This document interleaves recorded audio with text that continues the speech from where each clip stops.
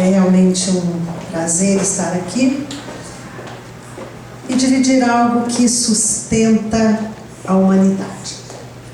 A palavra sustenta a humanidade, né? A palavra pode desencadear a guerra, a palavra pode instaurar a paz, a palavra pode gerar vida, a palavra pode gerar morte. Então a nossa proposta nessa noite é fazer um recorte. Não queremos falar de guerra em termos de nações, não queremos falar de paz em termos de nações, de cidades ou da sociedade como um todo, mas nós queremos nesse recorte trabalhar com a proposta de que no casamento palavra é vida, mesmo porque tudo começa no casamento, né? Antes de existir a sociedade, a comunidade, uma nação, é preciso existir casamento, é preciso existir família. Então essa é a nossa proposta de hoje. No casamento, palavra é vida. Muito bem, queremos começar com provérbios de sabedoria. Veja só, as palavras alimentam a mente, assim como a comida ao estômago. Olha que interessante. As palavras alimentam a mente, assim como a comida ao estômago. Como nós somos um ser trino, né? Espírito, alma e corpo, quando se fala mente, pode-se pensar em alma, e o sábio escritor de provérbios, de uma maneira muito apropriada, ele define isso, que o nosso estômago, o nosso físico se alimenta de comida, de um bom cardápio. Porém, a nossa mente se alimenta de palavras. E o sábio continua dizendo que as palavras matam e geram vida. Podem ser veneno ou um doce de primeira. Você é quem decide. Olha que interessante isso. Se a nossa mente se alimenta de palavras, e o sábio está dizendo que as palavras matam e geram vida, e a nossa proposta é, no casamento, palavras são vida, né? Que será o nosso enfoque. Mas o sábio diz que as palavras podem matar também, sendo veneno ou doce de primeira. E nos traz uma responsabilidade, que é a responsabilidade da escolha. Você é quem decide. Ou seja, no casamento, a mulher decide, o marido decide como um ou outro vai usar a palavra ou as palavras para matar ou gerar vida. Quando é que nós podemos matar? E quando é que nós podemos gerar vida? Vamos ver então.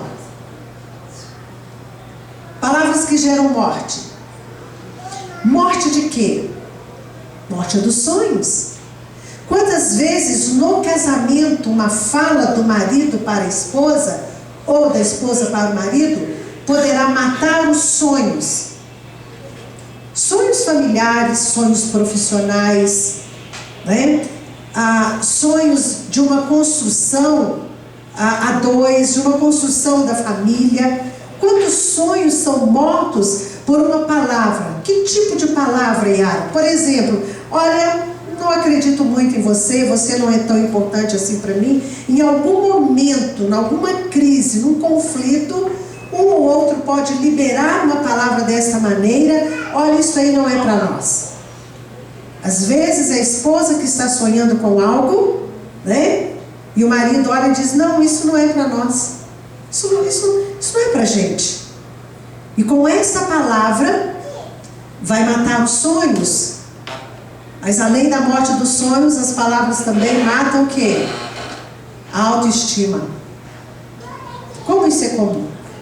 Pessoas que são tão seguras antes do casamento, tão assim dadas a realizar profissionalmente, e depois que se casam, entram num processo de decadência e vai perdendo, né, a sua autoconfiança, a sua capacidade de desenvolver seu trabalho, sua vida profissional. Por quê? Porque aqui está a morte da autoestima. E sabe o que é mais interessante?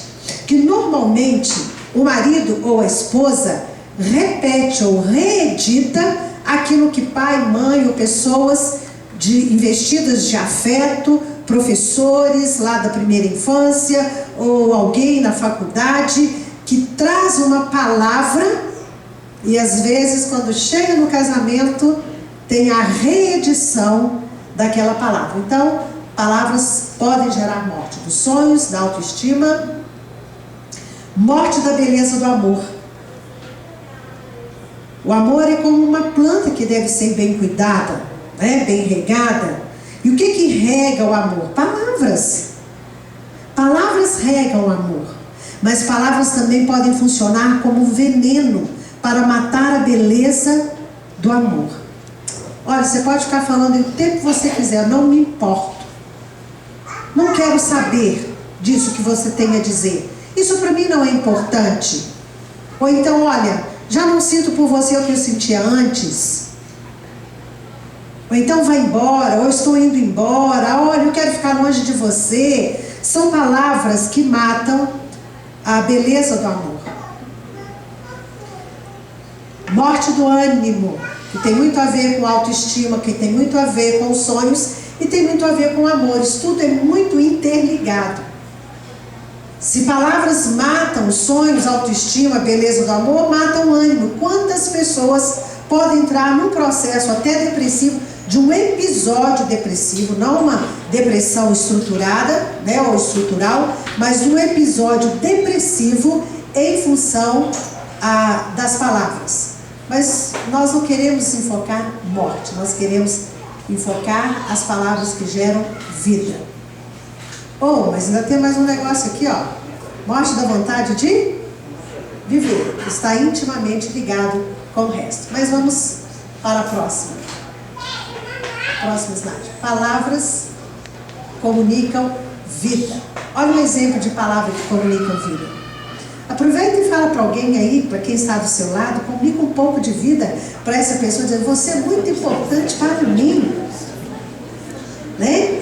Pode ser entre marido e esposa, pode ser entre pais e filhos, pode ser entre amigos, mas aqui o enfoque é no casamento. Quando a esposa declara isso aqui para o marido, ou é o marido que declara, não tem noção do poder que existe nas palavras. Porque palavras não são meras junções de letras, de fonemas. Palavras são sentidos, as palavras são investidas ou revestidas de significados. E quando nós ouvimos isto, é bom, não é? Cá para nós, não é muito bom? Ouvir de alguém que nós somos importantes. Olha, você é muito importante para mim. O que mais que pode gerar vida? Vocês podem ir pensando aí, naquilo que você pode dizer para o outro e gerar vida. Ah, essa aqui, olha. Como o ser humano tem necessidade de ouvir isso?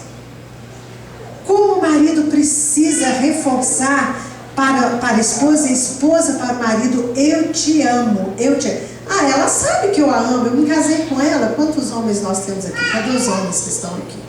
Né? Ah, eu disse para ela que eu... Não é, Suelpio?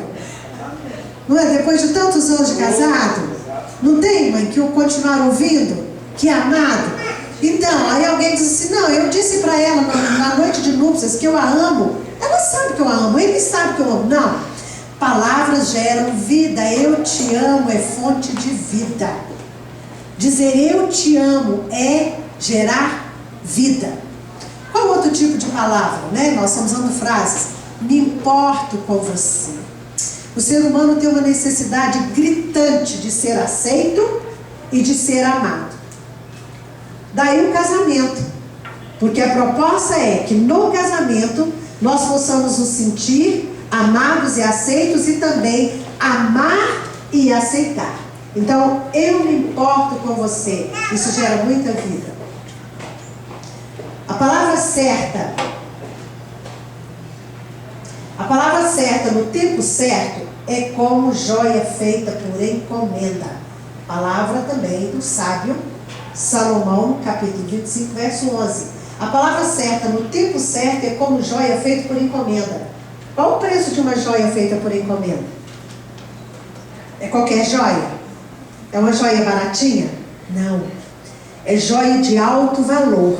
E o sábio está dizendo isso, que saber usar a palavra no tempo certo, que é algo tão caro, tão rico, tão dotado de valor, né? Por quê? Porque a palavra certa, no tempo certo, ela se torna geradora de vida.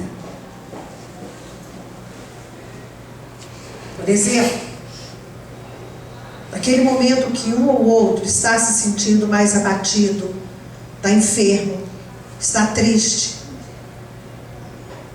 aí o cônjuge aconchega, traz uma palavra de carinho, naquele momento certo. Aquela palavra pode servir até como um remédio. É uma joia muito preciosa. Próximo. A lógica da comunicação. Nós estamos falando de palavras, nós estamos falando de comunicação.